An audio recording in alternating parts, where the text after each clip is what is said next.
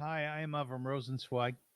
You may have seen me on my podcast, The Avrum Rosensweig Show, which can be found on YouTube and all other social media outlets. I wanted to come here and wish all my Jewish brothers and sisters Gmar Chatimah Tova. I wish that everybody has a easy fast, as they say, and if you're not fasting, to have a spiritual and meaningful time.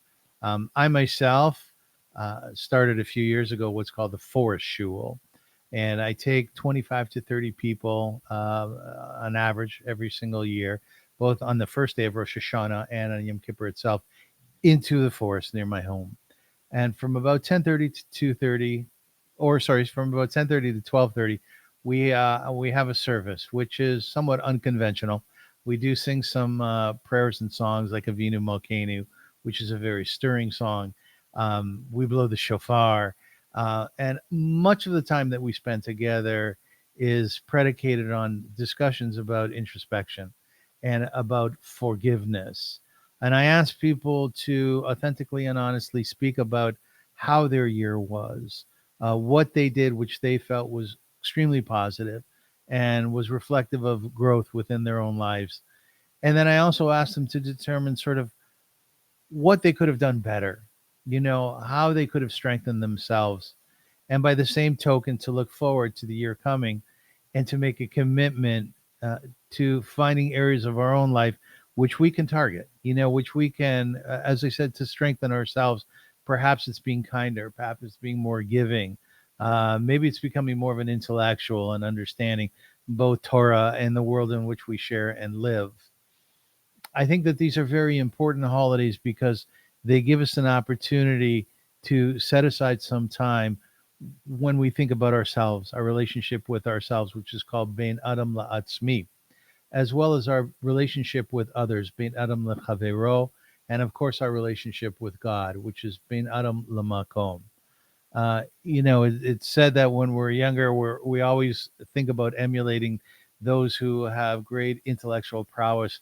But as we get older, we really start to look to those people who are giving and whose lives are full of tikkun olam, of sharing, of loving, of giving. And I think on Rosh Hashanah and Yom Kippur, when we do indeed reflect on our relationship with God, on others, and ourselves, that kindness and our level of kindness and giving really rises to the top. Think about what you can do this year to be kinder, to fill your life with more chesed, kindness.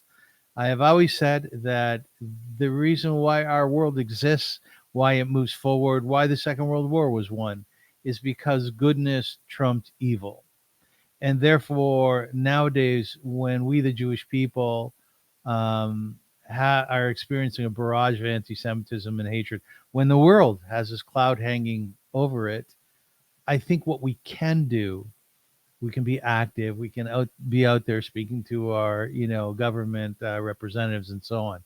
But on a personal level, it is to take something in our lives that we haven't done in the past, a mitzvah, something of kindness, visiting the elderly, visiting survivors, giving to individuals within our community, the Jewish community or outside of it, the resources that we have aplenty, sharing it with other families, making sure that those people who are suffering have a bit better of a life. In other words, find something that you can embrace that has to do with giving and really ensconce yourself in it. I wish all of our community, both in Israel and the diaspora, a meaningful and purposeful Yom Kippur and holiday season. I hope that for the entire world, that 2025, 26, 5,786 is a world that is full of peace and unity, that we start to understand each other more so, that we are giving and caring, and that we also understand how to take well and appropriately. We have great potential in our world, and evidence of that is what we have seen in the past in terms of creation, not only the creation of God, but the creation of humankind. I only have to look out my window and I see the magnificence of urban life The roads, the malls, the houses, the electricity, the water. It's unbelievable what we have created over the last 6,000 years or 2 billion years, whatever your predilection is. And I encourage you to be conscious of that. See what it is that we have succeeded at together and as individuals. And I also would suggest very strongly as we head into Yom Kippur and soon Sukkot that it's important for us to see the other. In Judaism, the Torah talks a lot about recognizing the stranger or the convert, to understand who they are, what sacrifices they have made in their own lives. It's to recognize people outside of ourselves. And to do that in order that we understand that we're all in this together, this thing which we call life. And life is short, but we share it. No person is an island, as we say. Recognize that person walking by you in the street. When you go into your favorite supermarket, see that woman, see that man, the cashier, or the person who is stocking the shelves, and say hello to them.